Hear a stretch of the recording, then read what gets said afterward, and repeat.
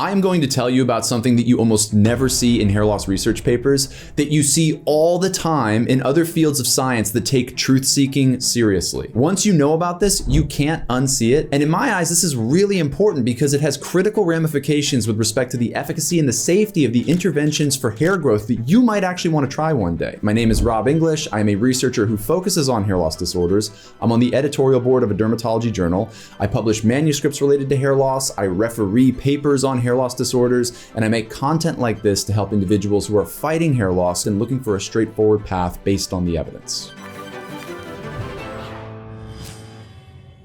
Now, over the weekend, I was reading a paper in Exercise Science that sought to answer the question about training volume and its impact on athletic performance. These researchers randomized their participants into groups where they exercised only once per week, all the way up to them exercising 5 times per week. And then they sought to determine how they performed on fitness tests at the end of those training windows. The researchers then represented the average outcomes across each of these subgroups, but they did something else. They showed you all the individual data points of each athlete within those subgroups. And this was critically important because then it allowed the researchers to do another thing. For individuals who were non-responders to that training stimulus, what happened when they upped their training volume? This is when those researchers took individuals at the bottom of those subgroups and moved them into a higher volume training load. And lo and behold, they found that non-responders to training just need more volume. That's what that study found. And I thought this was an absolutely fascinating study design. But it also made me reflect on something that this study did very well that is almost never seen in any hair loss research treatment-related studies. They showed us every single outcome across all participants for all training stimuli. In other words, we got N=1 data on every single person who was doing this study. We knew exactly where they fell for their training stimuli. We didn't just see the averages and the standard deviations. We saw every little data point. That is something that is almost never seen in hair loss research, full stop. Now you might be listening to this and thinking to yourself, Rob, who cares about individual data points? We want average outcomes and standard deviations. That way we can capture roughly where we're gonna net for any outcome related to the intervention we're trying. And I understand where you're coming from. But let me give you 3 examples as to why this type of exercise is actually hugely impactful. Not only does it help to detect semi-fraudulent research design, it also helps to set expectations and potentially even enable new discoveries in hair loss research that I don't think are happening, in part because of an absence of this level of evidence. First, when you show individual data points like this alongside average expected outcomes, you can actually set realistic expectations for the variability in results for an intervention that you might want to try. So let me give you an example of this. Back in 2019, we published a survey-based study on scalp massages, and we sought to determine the subjective impact on scalp massaging over a number of months to years for individuals who opted into this experimental intervention. And on average, we found that the scalp massages helped improve subjective scores for hair improvements. But even with statistically significant results, the study had extreme limitations. We didn't have a placebo group. These were subjective metrics, not objective metrics from some sort of investigator who was observing these individuals, or objective hair counting data. And so what we wanted to do was show as much data as possible in that paper. So we showed the average outcomes and the trend lines, but we also showed every single individual data point. Now, this is one study on one experimental intervention, but there's a relationship that we can derive from what we're seeing here. And it's one that actually runs very consistent across almost all hair loss treatments. It's that when an intervention is more poorly supported, meaning that it doesn't have a ton of studies or replications behind it across different research groups, those interventions, they tend to have hypervariability in their results. We see this with scalp massages, we see this with microneedling, we see this with PRP, we see this with interventions like that.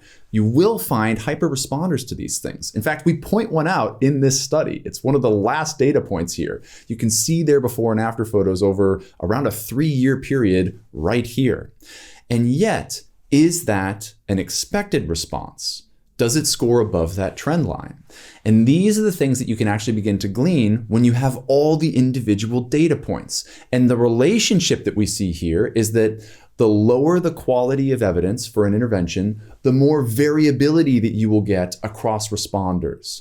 The wider those individual data points will stretch from the trend line, meaning that you can get great results or you can get terrible results. That's just what we see consistently amongst interventions with 1 or maybe 2 studies supporting them. But the higher the replication of research for a single intervention, the more groups of investigators that have studied that intervention, the better the hair metrics. We often see that band tighten. We see the spread of those individual data points cluster more closely around the trend line.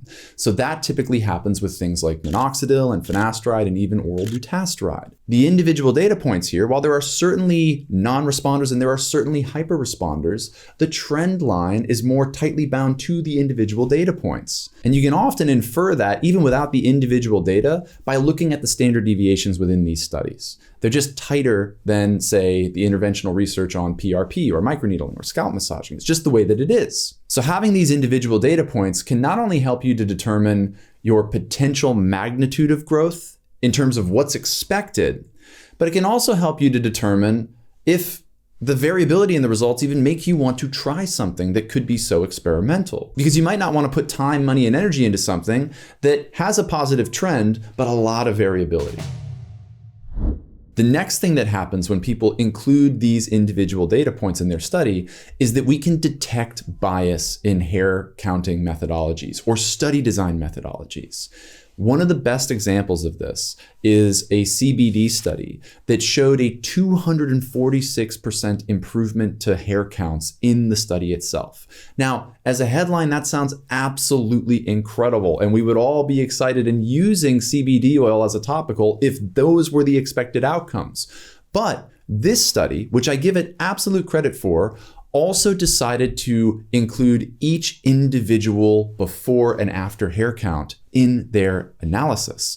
And what we can see here is that these starting hair counts were from zones that had really, really low numbers of hair, like 4, 5 hairs, 6 hairs, 7 hairs. And if you start with 4 hairs and I add 4 more hairs to a square centimeter area, that technically gives you 8 hairs. I just increased your hair count by 100% relative to baseline.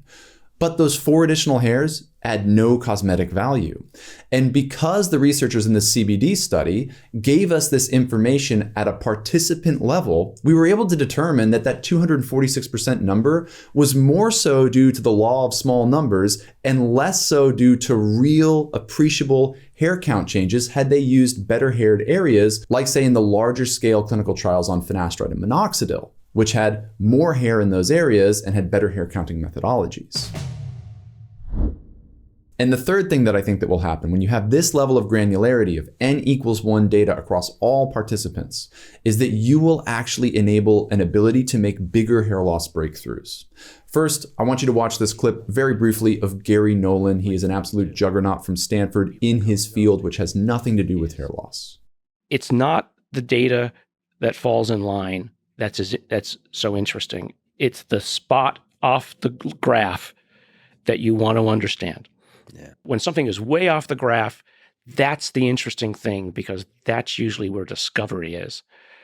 And the number of times that I've stopped people in my lab and said, wait a second, go back a few slides. What was that? And then it ended up being something interesting that made their careers.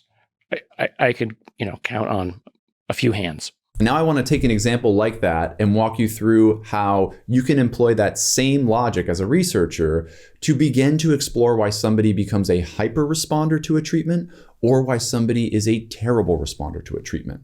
So for this hypothetical example, let's take finasteride and let's say there's a range of responses and one person in this study is an absolute mega responder and another person in this study absolutely did terribly. They got even worse hair loss. Let's start with the mega responder. If we have this n=1 data on this mega responder, first we can sequence their DNA and begin to build a database repository of individuals who become hyperresponders to finasteride, and then ask the question, is there something in their DNA that explains this? Next, we can further analyze their hair situation. Did they actually fit the standard profile of somebody with androgenic alopecia, or did they have androgenic alopecia alongside another hair loss disorder like telogen effluvium, which self-resolved during the window of the study and actually boosted hair counts artificially beyond what the treatment was supposed to do? Then we can look at their hair counting before and after photos and determine to the best of our ability if they had a number of kenogen hairs. These are hairs that are typically the ones that regrow from finasteride, minoxidil, dutasteride, etc. They're the ones that are stuck in between hair cycles. Individuals with a ton of kenogen hairs and very minimal detachment from the erector pili muscle are the mega responders that we see to hair loss interventions, both natural and conventional. If you want to learn more, watch our video, Is It Too Late to Reverse Hair Loss? Watch our video about why I think full hair regrowth will one day soon be possible, and then watch our video about natural versus pharmaceutical hair loss interventions, teasing out the mega responders from the expected response. And these are just a few of the things that we can begin to do to understand why somebody might have hyper-responded. And maybe we find something about that individual that we actually would be able to back engineer and apply to all other individuals in the study to get them closer to that mega response. I think that's the level of creativity and insightfulness that I'd like to see, and it's accessible when individuals start to include these N=1 data points and then begin to explore them. Now let's take the opposite example. The person who responded terribly to finasteride, say that they got worse hair loss when they started this medication. With these individuals, we can ask, did their blood levels and scalp levels of DHT even decline? Because there's pharmacogenetic data that shows that there can be a 60-fold difference in 5-alpha reductase inhibition capacity from finasteride alone, meaning that your average person will get around a 70% decline in DHT levels with 1 milligram of finasteride. But there can be a 60-fold difference at the edge cases, meaning that people can get far more DHT declines, and some people will actually see DHT increases. Is that a reason why this individual is not responding? We can go through the same genetic sequencing exercise and then build that repository, that database. We can then look at this individual's hair loss and ask the same questions as the best responder. Do they actually have androgenic alopecia? Were they misdiagnosed? Is there a concomitant scarring alopecia? And in doing this, build a picture as to who a non-responder to finasteride might be that can then bring them closer to the average response. And we can't do any of this because these companies publishing these studies almost never include the individual N=1 data points. And I wish this weren't the case. I wish it were the case that when research companies report their data on hair counting metrics, they show the entire data set, not just the averages and sometimes the standard deviations. And when these research companies come across a mega responder or a terrible responder, I wish they'd take the Gary Nolan approach and say, why is that? And then maybe make a career out of that. Perhaps make a discovery that helps unlock new avenues of hair growth for individuals who are all fighting hair loss, not just that one individual who got a mega or terrible response. And I often wonder at that point, well, why isn't this happening in hair loss research, and why is it happening in a field like exercise science?